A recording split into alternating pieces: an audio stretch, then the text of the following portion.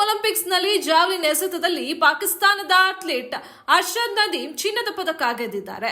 ಫೈನಲ್ನಲ್ಲಿ Neeraj 89.45 metre ಎಸೆದ್ರೆ Arshad Nadeem 92.97 metre ಎಸೆದು ದಾಖಲೆ ಬರೆಯುವ ಮೂಲಕ ಚಿನ್ನದ ಪದಕ ಗೆದ್ರು.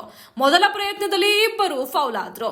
ಇದನ್ನು ಎರಡನೇ ಪ್ರಯತ್ನದಲ್ಲಿ ಸಾಧಿಸಿದ್ರು. ಆದರೆ ಅರ್ಷದ್ ನದೀಮ್ ಚಿನ್ನದ ಪದಕ ಗೆದ್ದ ನಂತರ ಸಾಮಾಜಿಕ ಜಾಲತಾಣಗಳಲ್ಲಿ ಟೀಕೆಗಳು ಬರುತ್ತಿವೆ. ಅವರಿಗೆ ಡೋಪ್ ಪರೀಕ್ಷೆ ಮಾಡಿಸುವಂತೆ ಒತ್ತಾಯಿಸಲಾಗುತ್ತಿದೆ.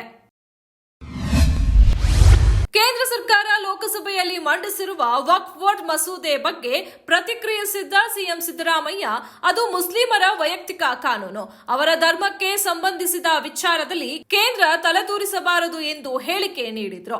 ಅವರ ಈ ಹೇಳಿಕೆ ಹಿಂದೂಗಳನ್ನು ಕೆರಳಿಸಿದೆ. ವಕ್ಫ್ ಬೋರ್ಡ್ ಕುರಿತಂತೆ ನಿನ್ನೆ ಕೇಂದ್ರದ ಎನ್ಡಿಎ ಸರ್ಕಾರ ಕಾನೂನಿಗೆ ತಿದ್ದುಪಡಿ ತರುವ ಹೊಸ ಮಸೂದೆಯನ್ನು ಲೋಕಸಭೆಯಲ್ಲಿ ಮಂಡಿಸಿತ್ತು. ಇದಕ್ಕೆ ಕಾಂಗ್ರೆಸ್ ಸೇರಿದಂತೆ ವಿಪಕ್ಷಗಳು ಆಕ್ರೋಶ ವ್ಯಕ್ತಪಡಿಸಿದ್ದವು. ವಕ್ಫ್ ಬೋರ್ಡ್ನ ಅಧಿಕಾರ ವ್ಯಾಪ್ತಿಗೆ ಕತ್ತರಿ ಹಾಕುವ ಮಸೂದೆ ಇದಾಗಿತ್ತು. ಪ್ಯಾರಿಸ್ ಒಲಿಂಪಿಕ್ಸ್ನಲ್ಲಿ ಭಾರತದ ಕುಸ್ತಿಪಟು ವಿನೀಶ್ ಫೋಗಟ್ ಅನರ್ಹವಾದ ಬೆನ್ನಲ್ಲೇ ಮತ್ತೋರ್ವ ಕ್ರೀಡಾಪಟು ಪರಾಗ್ವೇಯನ್ ದೇಶದ ಈಜುಗಾರ್ತಿ ಲುವಾನಾ ಅಲೋನ್ಸಾ ಅವರನ್ನು ಒಲಿಂಪಿಕ್ಸ್ನಿಂದ ಕಿಕ್ಔಟ್ ಮಾಡಲಾಗಿದೆ.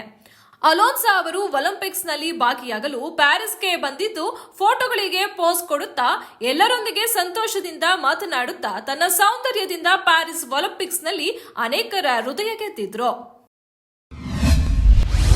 ಅರಣ್ಯ ಸಚಿವ ಈಶ್ವರ್ ಖಂಡ್ರೆ ಸೂಚನೆ ಮೇರೆಗೆ ತಾಲೂಕಿನಲ್ಲಿ 7 ಕಡೆ ಒಟ್ಟು 29 ಎಕರೆ ಅರಣ್ಯ ಒತ್ತುವರಿಯನ್ನು ಅರಣ್ಯ ಇಲಾಖೆ ತೆರವುಗೊಳಿಸಿದೆ.